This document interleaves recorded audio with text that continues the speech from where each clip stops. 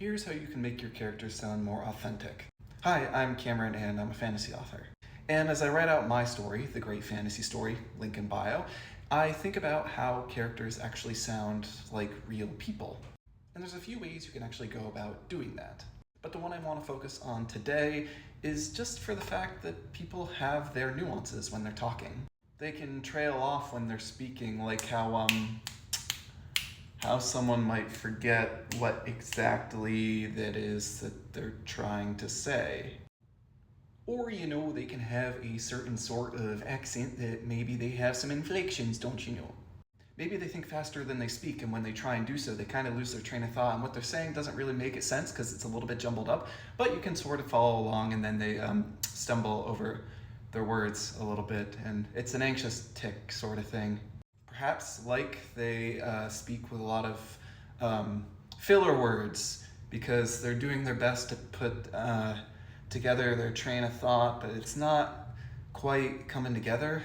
Or maybe they speak very properly, with cadence, with direction, with a sense of coherence that can be found in only a select sort.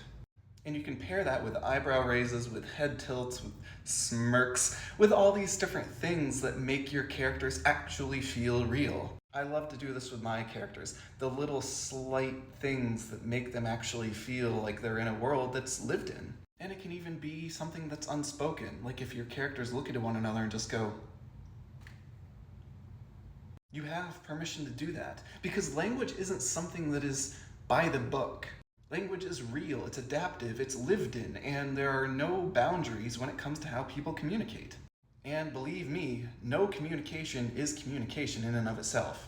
Giving somebody the silent treatment, oh yeah, that goes a long way. So all of that is to say that when you're making dialogue or you're telling the story that's using your characters' voices, you can do so in a lot of ways that actually feel real. That is, there's so many tics and quirks and gestures that you can use to really bring your readers into the scene. Filler words might be filler, but they're necessary towards promoting a sense of authenticity. It's okay to have a speech impediment or a lisp or something along those lines that actually make those characters feel like they're alive. Not having perfect grammar is about as real as it gets, and it's something that we can all identify with. So as you're building your stories, take care to understand that some people in them might not be taken care.